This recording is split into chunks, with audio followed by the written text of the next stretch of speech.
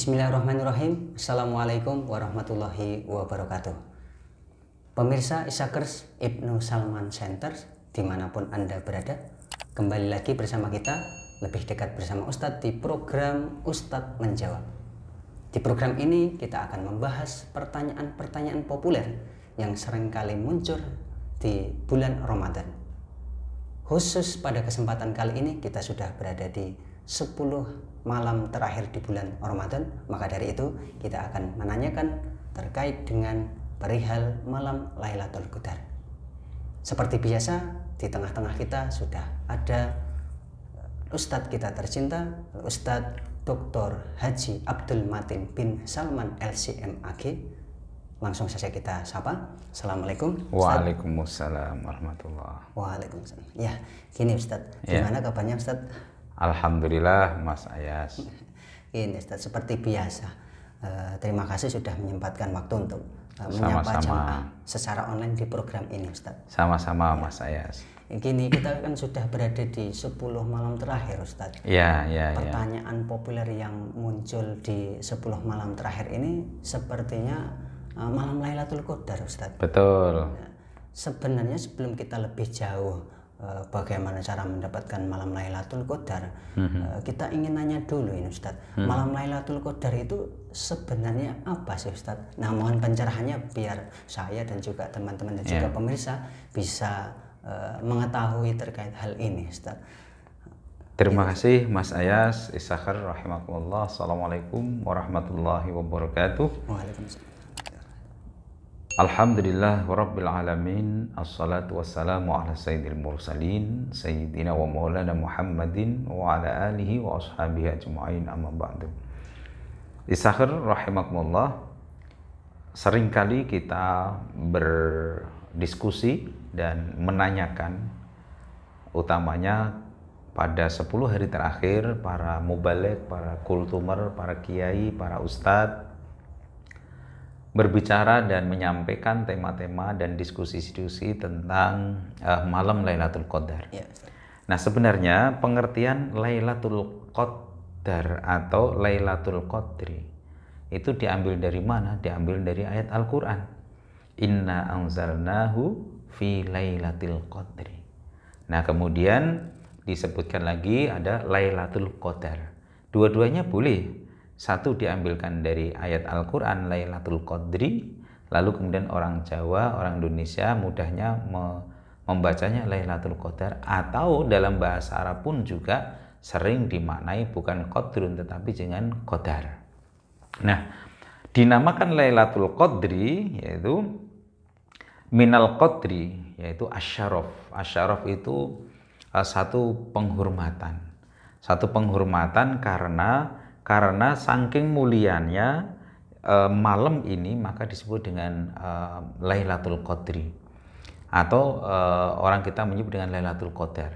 Jadi arti kata Al-Qadru itu sendiri berarti asyaraf.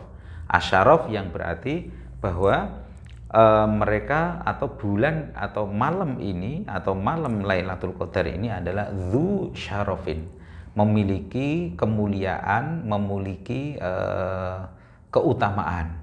Nah, tetapi ada juga yang menyebutkan bahwa disebutkan malam Lailatul Qadar karena pada malam itu takdir kita selama 1 tahun itu akan ditulis. Fayuktabu fiha ma sayajri fil am. Jadi ditulis apa yang akan terjadi pada diri kita selama 1 tahun. Dan karena itu makna dari Qadar yang berarti ta'zim, bahwasanya Lailatul Qadar itu memiliki keutamaan, kemuliaan, dan karena itu juga disebut dengan Al-Qadar bimakna, atau dengan arti dengan dal tadi, ada qadrun dengan sukun, ada qadar dengan dal.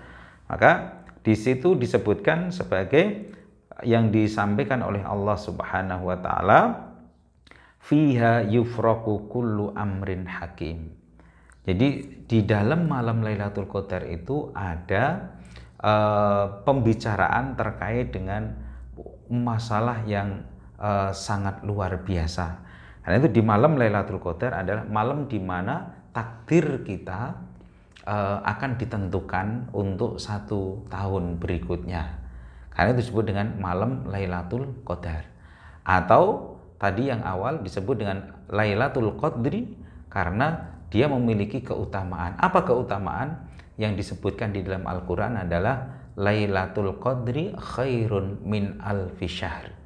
Jadi malam Lailatul Qadar itu lebih baik daripada malam-malam sebelumnya atau malam-malam lainnya 1000 bulan lebih indah daripada malam-malam yang lain. Karena itu disebut dengan qadrun yang berarti syaraf.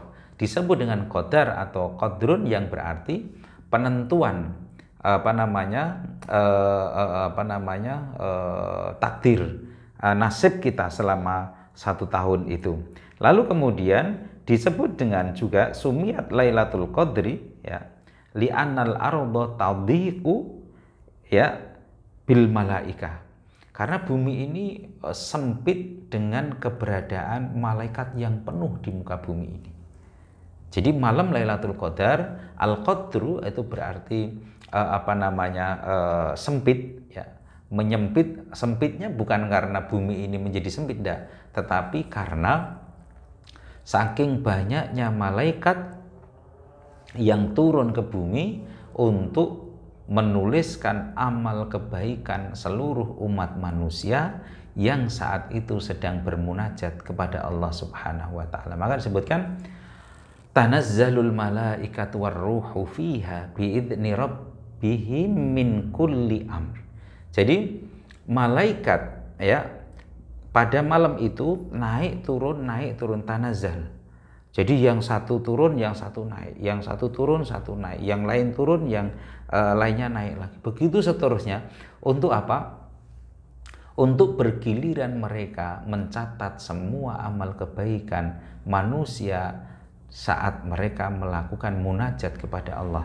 Oleh karena itu pada malam di mana naik turunnya malaikat bergantian untuk mencatat kebaikan kita itu disebut dengan qadrun atau qadar, yang berarti bahwa para malaikat menyempitkan bumi ini karena memenuhi bumi ini sehingga tidak ada tempat lain, sehingga seolah-olah bumi menjadi sempit. Karena itu disebut dengan qadar yang berarti sempit. Artinya sempit bukan sempit rahmatnya, tapi buminya seolah-olah menjadi sempit. Begitu Mas Ayas. Jadi begitu ya Ustaz. Tetapi tentang malam Lailatul Qadar itu kira-kira berlangsung kapan ya Ustaz? Nah, malam Lailatul Qadar itu biasanya terjadi ikhtisos. Ada pengkhususan, para ulama menyebutnya di fi al-ashril awakhir, pada 10 hari terakhir pada bulan suci Ramadan. Begitu Mas Ayas. Malam yang mulia itu lantas bagaimana cara untuk meraihnya begitu Ustaz? Baik, ada banyak orang melakukan malam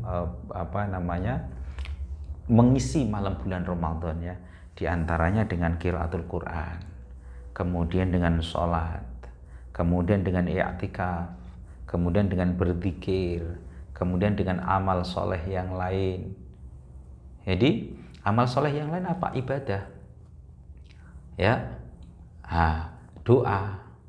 Nah, jadi untuk mendapatkan malam Lailatul Qadar semestinya tidak hanya berlaku pada saat kita beribadah dalam bentuk atau wujud kita dalam bentuk sholat atau zikir, tetapi juga amal-amal yang lain, termasuk amal soleh yang lain secara fisik.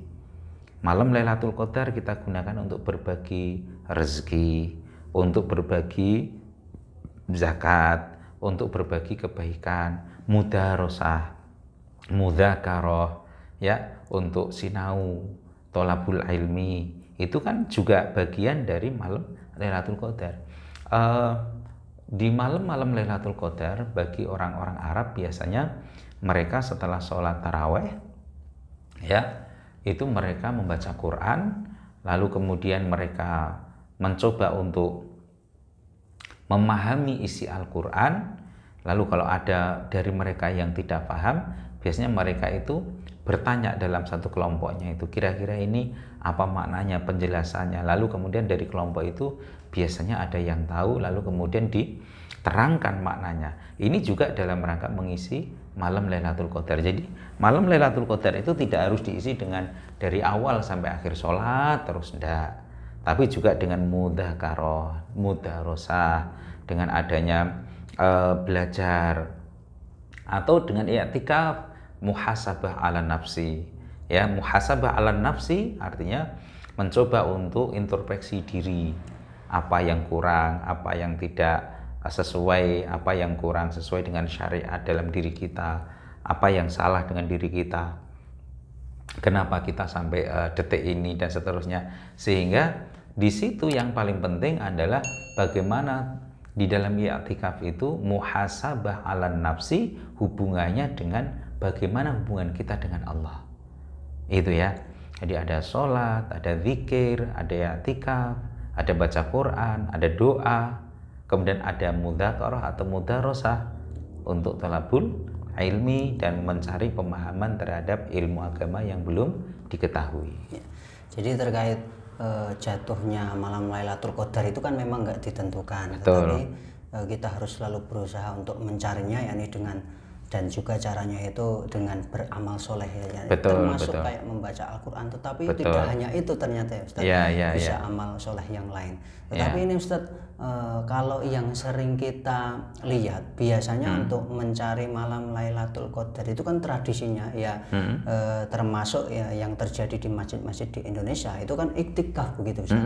Nah, ini apakah memang untuk mencari Lailatul Qadar itu memang hanya berhenti di iktikaf itu saja Ustaz? Soalnya misalnya kalau misalnya sebelum menjelang Idul Fitri kan pasti di antara kawan-kawan yang profesinya berdagang harus menyediakan dagangan kepada ya para, misalnya untuk bagi yang iktikaf itu kan harus tetap makan begitu Ustaz. Betul. Nah itu gimana Ustaz? Sementara mungkin untuk waktu menyempatkan iktikaf itu sangat sedikit, ya harus tetap kerja di profesinya masing-masing begitu Ustaz. Betul. Apakah memang selamanya hanya bisa didapatkan di masjid atau lantas bagaimana Ustaz? Iya, bagus sekali ya. Jadi i'tikaf atau cara mengisi malam Lailatul Qadar, salah satu caranya i'tikaf.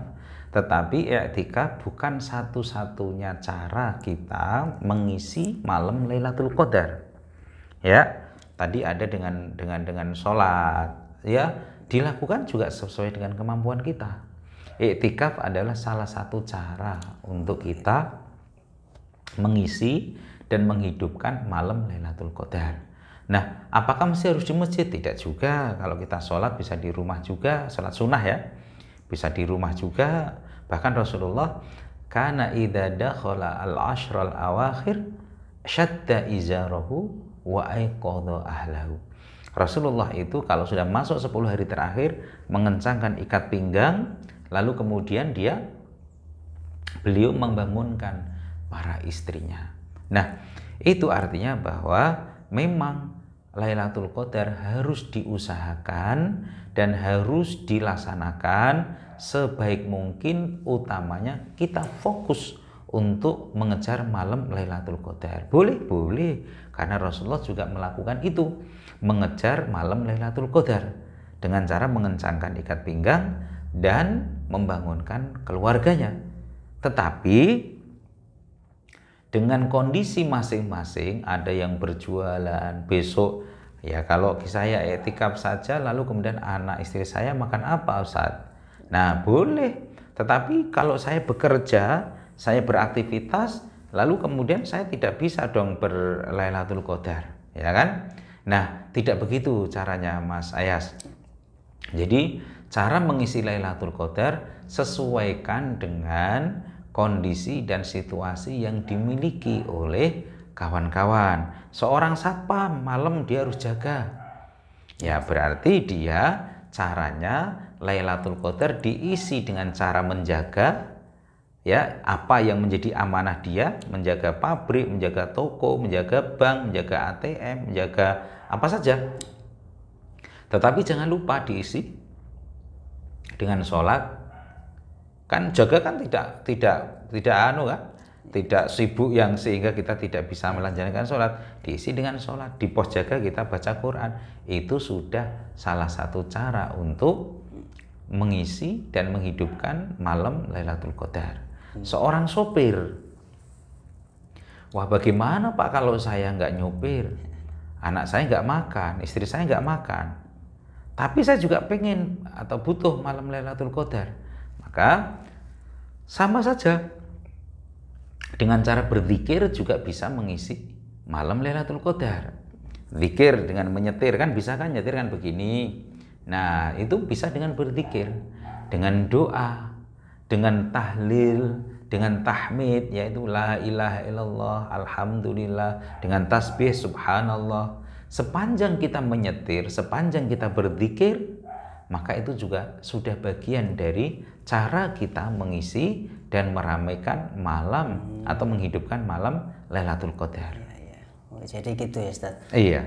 Misalnya kalau kita ingin fokus di masjid untuk beriktikaf misalnya, itu juga diajarkan oleh Rasul. Tetapi ternyata tidak hanya itu Ustaz. Misalnya bagi kita yang berprofesi sulit untuk meninggalkan itu, misalnya kalau anak kuliah nih harus banyak deadline yang harus dikejar, yang ternyata di 10 hari terakhir itu sebenarnya masih yang penting tanggung jawab mengamalkan amal soleh yang lain itu masih tetap bisa Ustaz. Ya, menulis skripsi juga bagian dari tholabul ilmi. Ya, Ustaz. Itu mudarosah, mudzakarah juga. Oh, gitu Ustaz. Iya. Oke, jadi fleksibel, yang penting kita tetap beramal soleh begitu. Betul. Ya. Oke.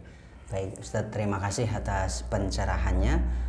Semoga pemirsa bisa menyimak video ini dan dapat dijadikan referensi untuk mempersiapkan diri meraih malam Lailatul Qadar di 10 hari terakhir Ramadan tahun ini. Iya.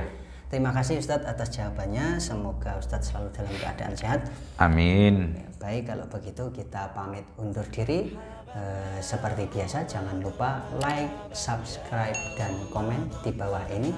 Dan juga kita seperti biasa menerima donasi untuk pembangunan pondok pesantren tahfidz yang tertera informasinya di bawah ini. Terima kasih, kami pamit undur diri. Kita akan ketemu lagi di sesi selanjutnya. Wallahul muwaffiq. Assalamualaikum warahmatullahi wabarakatuh. Waalaikumsalam.